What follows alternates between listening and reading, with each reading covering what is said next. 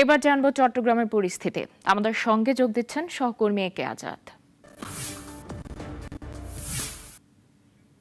আজাদ, একটু জানান চট্টগ্রামের বন্যা পরিস্থিতির কি উন্নতি হচ্ছে আর শহরের জলাবদ্ধতা কি কমেছে?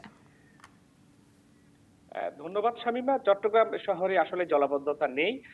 বিশেষ করে চট্টগ্রামের উপজেলা যেগুলো ওই হাটহাজারী, ফটিকছড়ি এইসব উপজেলাগুলোতে মূলত আসলে পানি নামতে শুরু করেছে।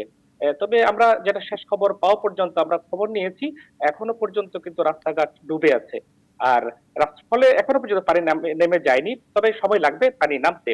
আর ফটিকছড়ি আর বোয়ালখালী, রাঙ্গুনিয়া এই ৩ উপজেলা থেকে এ পর্যন্ত ৩ জনের মরদেহ ভাসতে দেখা গেছে, এগুলো উদ্ধারও করা হয়েছে। সব মিলিয়ে আমরা এ পর্যন্ত প্রায় ৫ জনের মৃত্যু নিশ্চিত করা হয়েছে, যে ৫ জন মারা গেছে এ পর্যন্ত। তবে হতাহত আরো বাড়তে পারে বলে আমরা জেনেছি। আরেকটি বিষয় যে রেলপথের সাথে রেলপথে পানি না নামায় এখনো পর্যন্ত কিন্তু চট্টগ্রাম থেকে ট্রেন চলাচল বন্ধই থাকছে।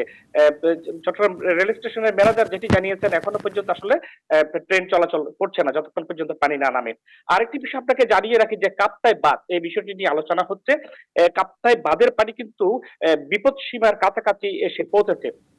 ১০৭.৪০ এসএমএল পর্যায়ে পৌঁছেছে, কিন্তু কাপ্তাই হ্রদের ধারণ ক্ষমতা কিন্তু ১০৯ এসএমএল। সেক্ষেত্রে বোঝা যায় এটি ক্রস করলে কিন্তু একটা বিপদ সীমার স্বাভাবিকভাবে অতিক্রম করতে পারে। তো সেক্ষেত্রে সন্ধ্যা নাগাদ হয়তো পানি ছাড়তেও পারে যদি বিপদ সীমা অতিক্রম করে।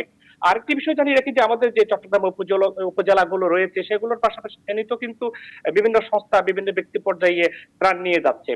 তো বন্যা কিন্তু আরেকটি বিষয়, যে বন্যা কিন্তু তলিয়ে গেছে ঢাকা চট্টগ্রাম মহাসড়কের একটি বিশাল অংশ, প্রায় ৫০ কিলোমিটার কিন্তু এখন যানজট রয়েছে। তো সব মিলিয়ে কিন্তু ঢাকা চট্টগ্রাম সড়কে চরম দুর্ভোগে পড়েছে যাত্রীরা। আমার কাছে এই ছিল সর্বশেষ তথ্য শামীমা। জি আজাদ, আপনাকে অসংখ্য অসংখ্য ধন্যবাদ আমাদের সঙ্গে যুক্ত হওয়ার জন্য।